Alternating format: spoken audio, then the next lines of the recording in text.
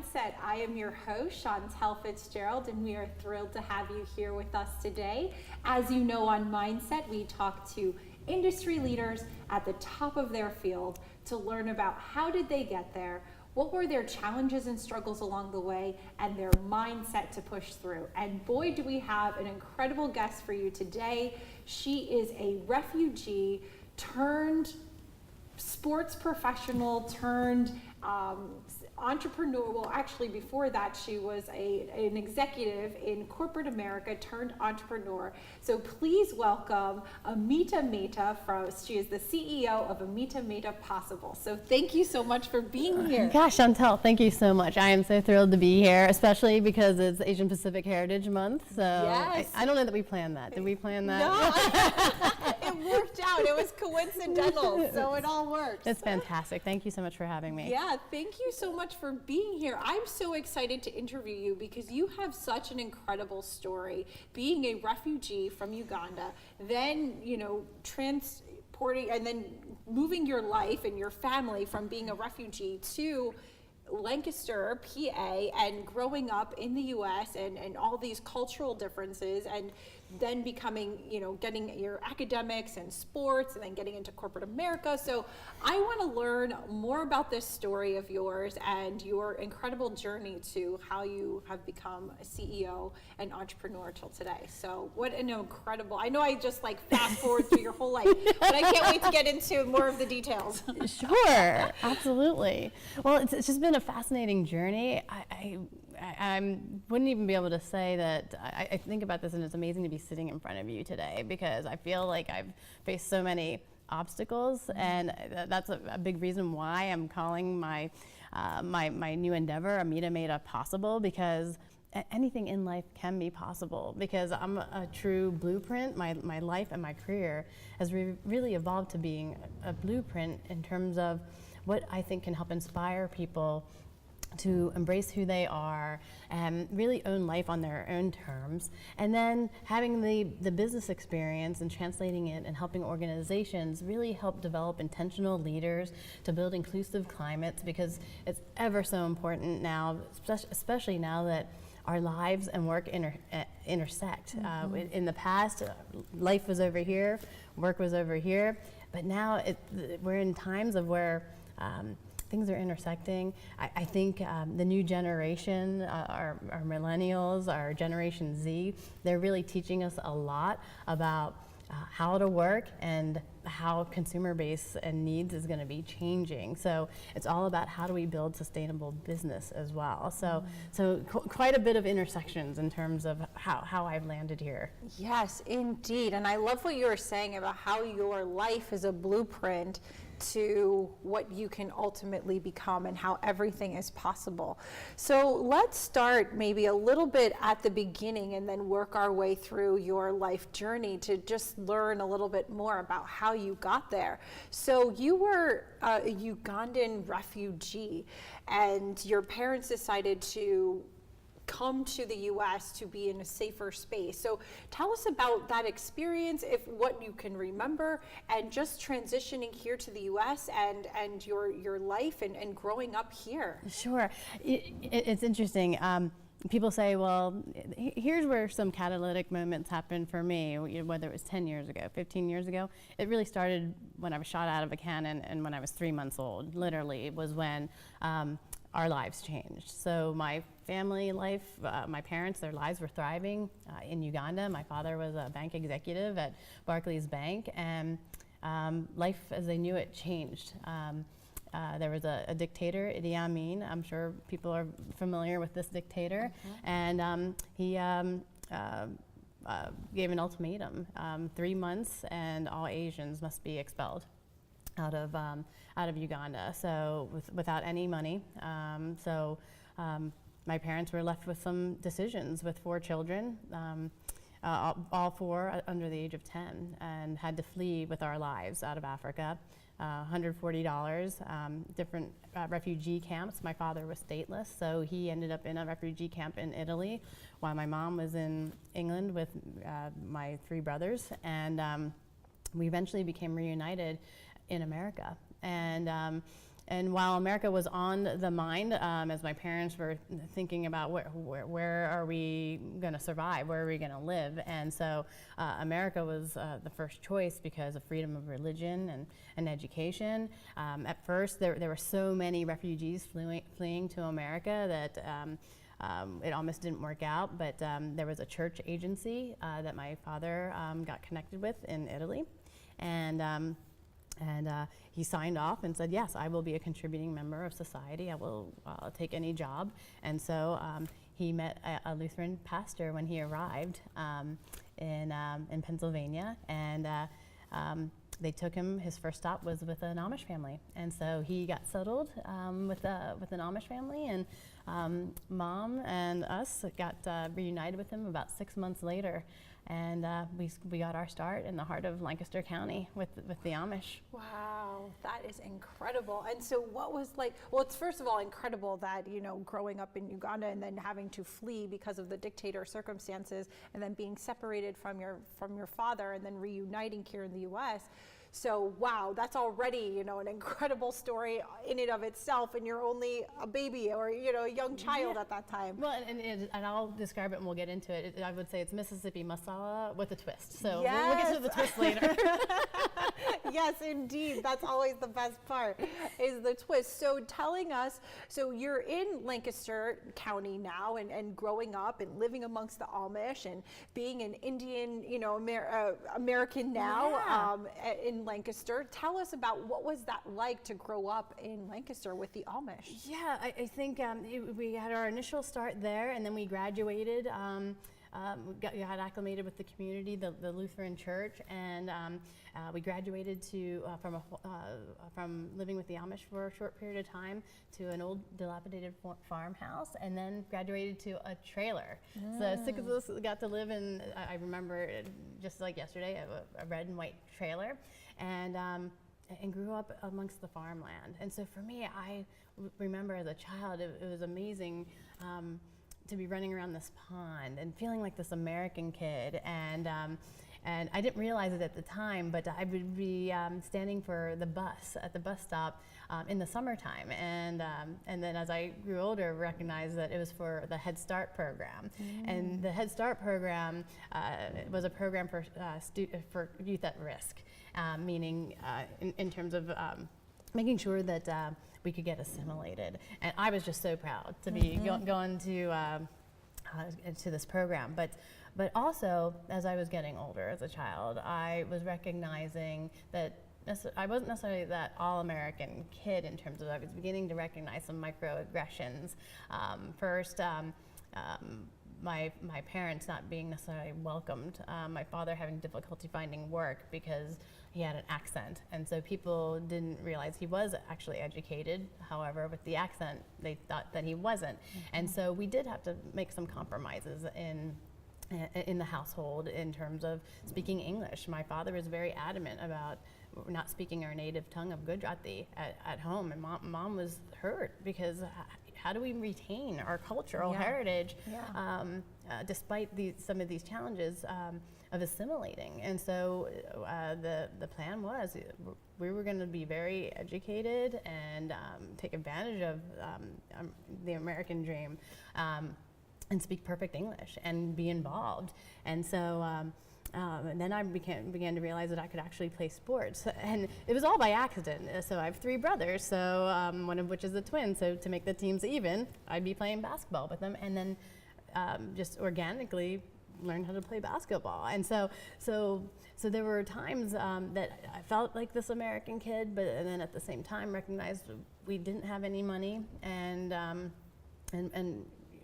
we're poor, and that set a divide. And so I was learning that there are all these obstacles that I had to face, and then I'm recognizing, and I didn't have words for it then, but I was building emotional intelligence in terms of how to relate to people through these experiences. Oh, I love that. So tell us more. So now you have grown up and playing sports and talk about a little bit more about how emotional intelligence has played a role, but then also how you were using it in the corporate sector as well. Absolutely. So here we are, academics. I knew academics and athletics were going to be my ticket out. And there were some compromises that I did have to make. Even I loved playing or having pizza night on Wednesday nights with mom and dad. Reason being, I wouldn't smell like curry or Indian food running up and down the basketball court. So that was just another example. But through that, I persevered. Got to experience a lot of the experiences that my American friends had, and got into college and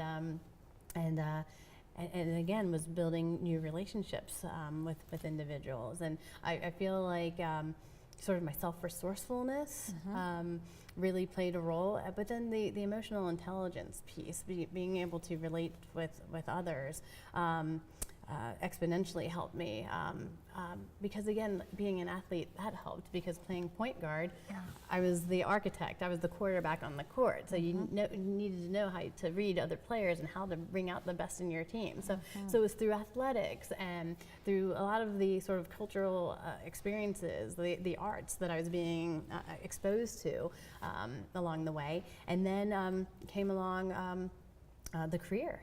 And so I was adamant with my parents. I am not going into financial services. I'm going into marketing. I'm gonna do your own thing. Do my own thing. I'm ending up in New York. I'm going to California.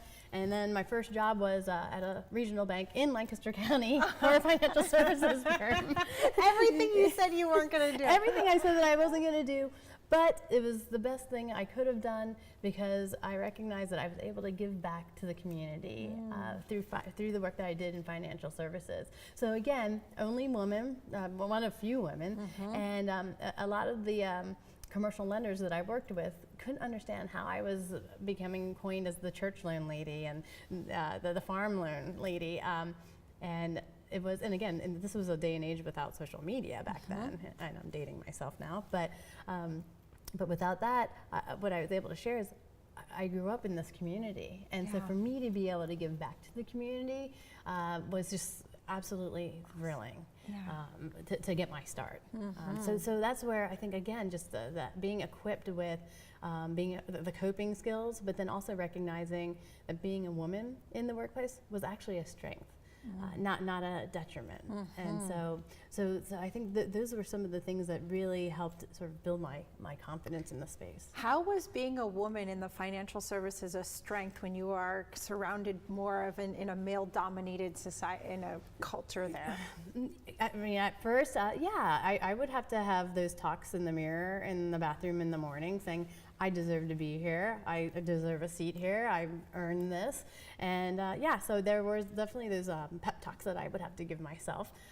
But at the same time, I think given the just sort of diverse experiences that I had, even the adversity.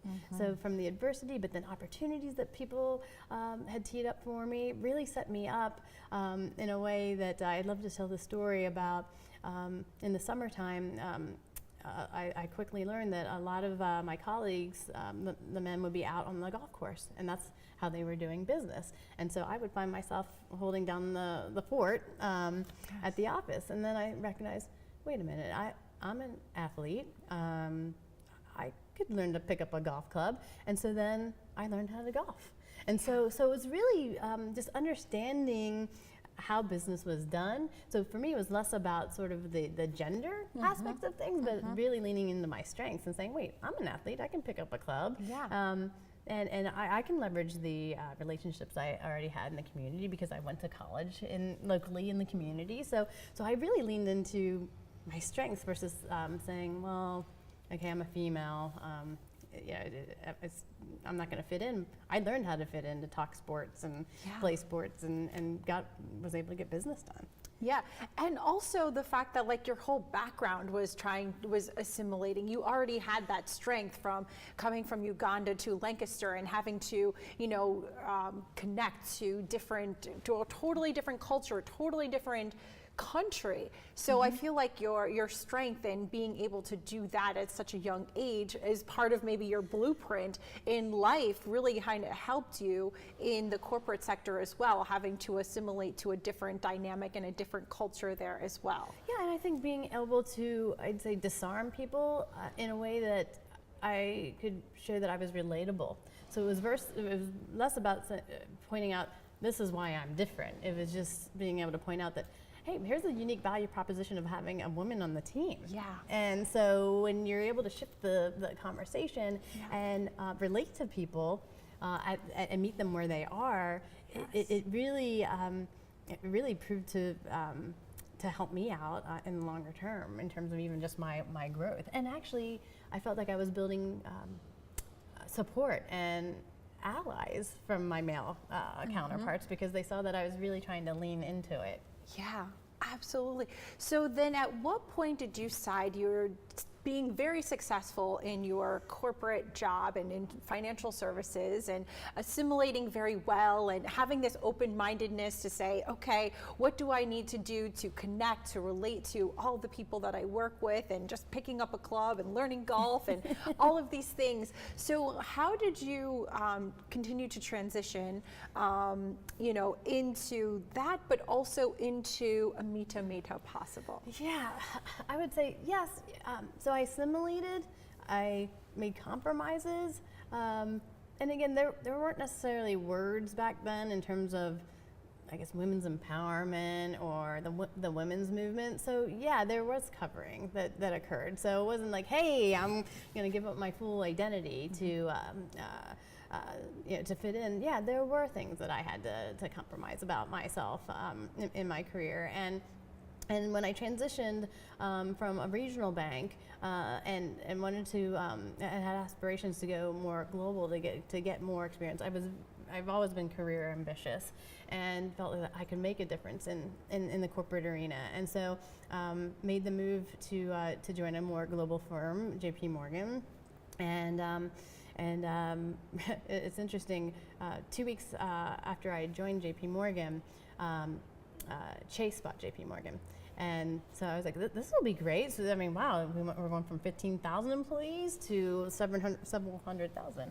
And so then I come to recognize that my job's going to be eliminated. Oh, no. And so I'm thinking, wow. So I just joined this organization. I'm all bright-eyed with all these hopes, and then recognize that my job's going to be gone in a year. Oh, no. And so I was at a crossroads and recognized that my colleagues were leaving to take on other roles, and before I knew it, I realized, wait, so as people are moving on, I'm going to see this as a strength. I took on all the work as people were leaving in the department, and then actually became a project manager. I'm like, I'm sales, and then realized, okay, well, I'm going to fake it till I make it, and actually migrated this business, and transitioned it up to our offices in New York, and realized, like, oh my gosh, I can project manage. And so a lot of these things were opportunistic opportunities, and realized that I was building this toolkit. And then moved on to, and I was able to prove myself, build credibility. I joined every employee resource group, and people are like thinking, what are you doing that for? And it was not only to broaden my network, it was a lot about learning more about other areas of the business, so that I became more well equipped and could speak intelligently about the organization, and then it led to another opportunity. Oh, so I love this. And then I stepped into leadership roles, and it just got me discovered. So I felt like I'm like this grasshopper in this huge corporate environment, but I was getting all these opportunities. Yes, within the year that you're supposed to be let go. Exactly. Well, that's amazing. Well, we have to take a break, Sure. but I want to come back to that, learn a little bit more about this amazing opportunity for this 1 year to really be able to hone in everything, but then also get into your entrepreneurial endeavor with Amita Mehta Possible. So we will be right back, and we'll see you shortly. Shelter dogs aren't broken. They've simply experienced more life. If they were human, we would call them wise. They would be the ones with tales to tell and stories to write. the ones dealt a bad hand who responded with courage. Do not pity a shelter dog. Adopt one.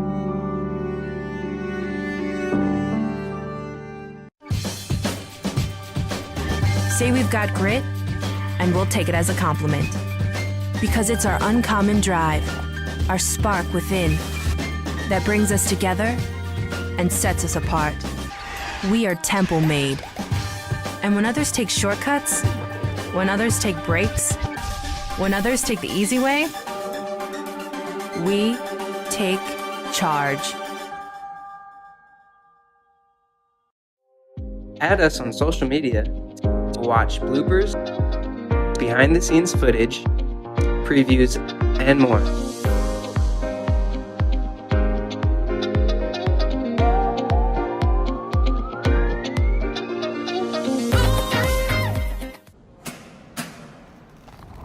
I work 13 hours a day, 6 days a week. So when I'm off the clock, I gotta get stuff done. So when I need a snack, I need something healthy, tasty, and easy to eat.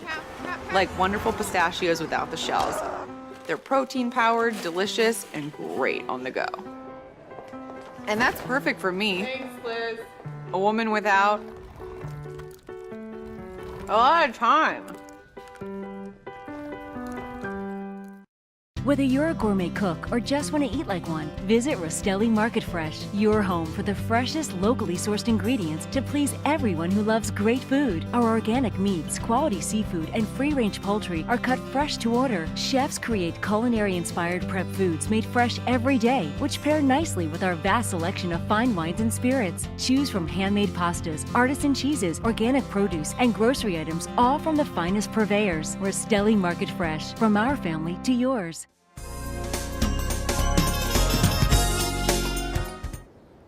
All right, well, welcome back. We are here with Amita Mehta, who is the CEO of Amita Mehta Possible. And we were just talking about how she was in her corporate environment at JP Morgan. They were just merging at Chase, and she was becoming, she was thriving. You were in all of these employee resources groups. You were the project manager. Everything was on point, and you were doing your thing. And then there was like a twist in the story, right? So tell us a little bit about this twist when you're thriving, everything's going great.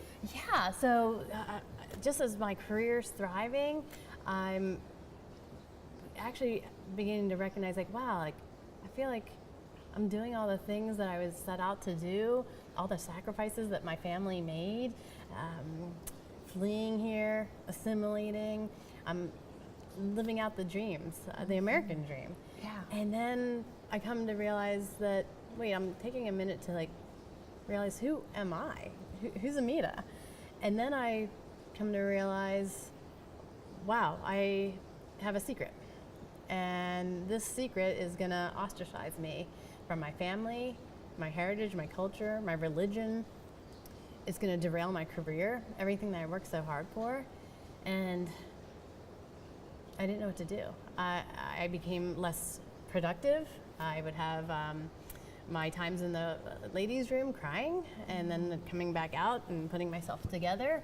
And colleagues were recognizing that I wasn't necessarily creating the best climate or climate of trust with people.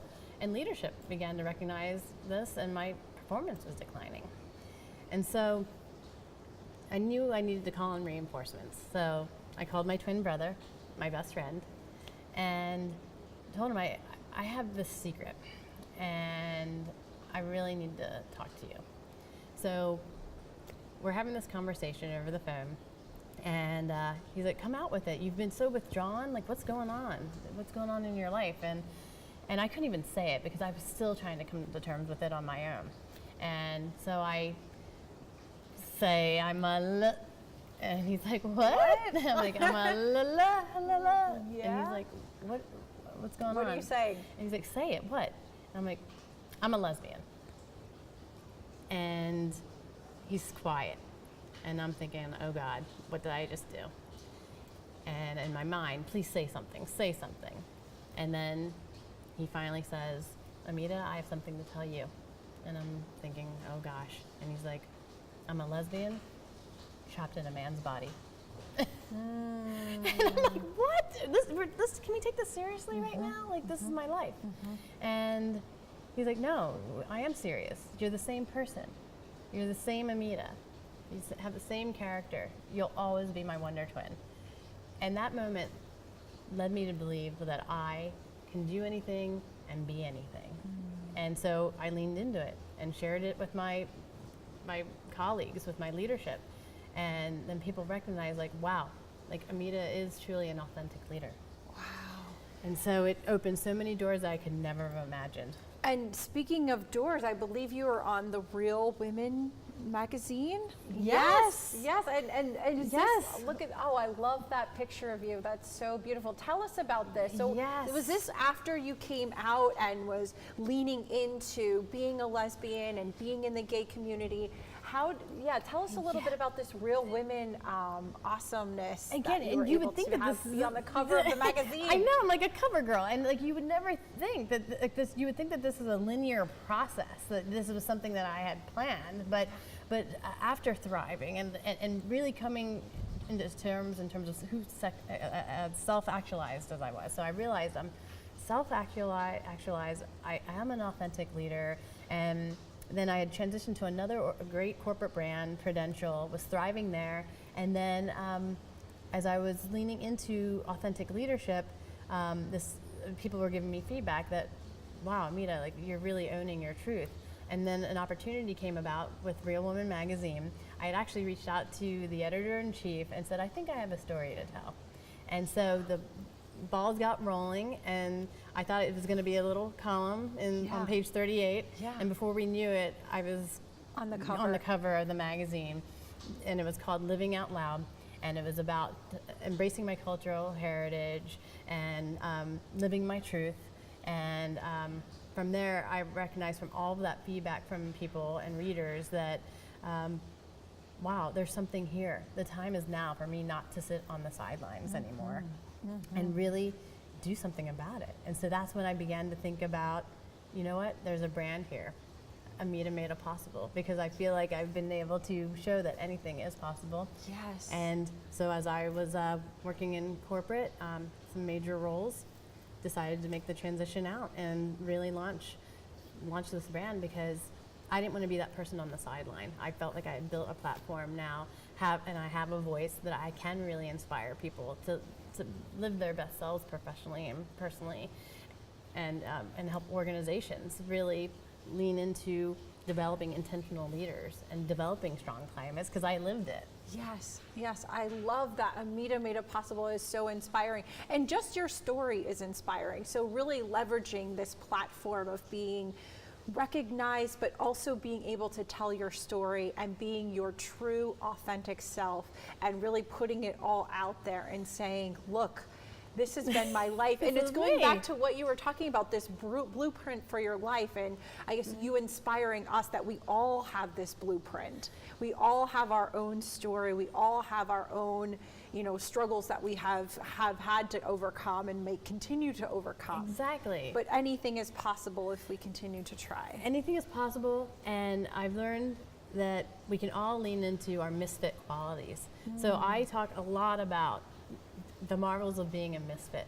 How do you embrace your differences of who you are and turn it into strengths? And so that's something that I have found that it's just organically has happened, that misfit is not a bad thing.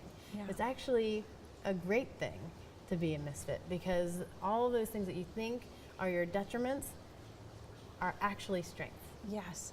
And speaking of misfit, there's an event coming up, right? I think next week about Glisten, or the glistening event that is talking about, tell us more about that event. Yeah, absolutely. So I serve on the national board of Glisten, the Gay, Lesbian, Straight Education Network, and it's a national organization that creates safe spaces for youth in schools, particularly LGBTQ youth. And this organization, just phenomenal, not only creates safe spaces, but is out advocating at the White House to build safer schools, and no time more than ever for this network. I am so proud to be part of this board, and so this group hosts annual or semi-annual reward ceremonies. One in LA in the fall, and then one that's coming up in New York, our annual Respect Awards on May 20th. So just excited, hoping to not only recognize people that in the community that are helping sort of carry the flag for the organization, but looking to build revenue for the organization and help continue to support safe spaces in schools. I love that. Well, we have to wrap up. I hate to leave No, this has been phenomenal. because this has been so amazing, and you are so inspirational. And we were also talking about your resiliency in your story and how every step of the way you were resilient in all that you had to do, and you kept pushing forward and you kept being open to what was happening around you, to learning and moving forward. So, and I love your name of Amita Mehta Possible, that anything is possible. So how would people be able to get in touch with you if they wanted to learn more, book you for speaking engagements, have you come into their corporate offices to do trainings? Tell us a little bit more how people can get in touch with you. Thanks. And first off, thank you so much for having me. This has just been a phenomenal conversation, so thank you. But to find me, I'm on Instagram. I'm still getting savvy with it. Yes, I mean, come on, coming from corporate life, still getting better with it. But I feel you. but Amita Mehta 11 on Instagram. You can find me on Facebook as well, and amitamehta.com, my website. Sure. And then my email address, amita@amitamehta.com. Awesome. Excellent. Thank you. This Thank has you been so much. wonderful. Thank you so much. Oh my gosh, Chantal. what an amazing story. This was amazing. I'm so grateful to have had you on this show. And thank you so much for inspiring me and everyone with your story and how anything is possible, using and leveraging our own blueprint in our own life. So thank you Thank so you much. so much, Chantal. Yeah, thank you. And thanks all of you so much for joining us. We look forward to seeing you again here on Mondays at 2 o'clock. See you soon.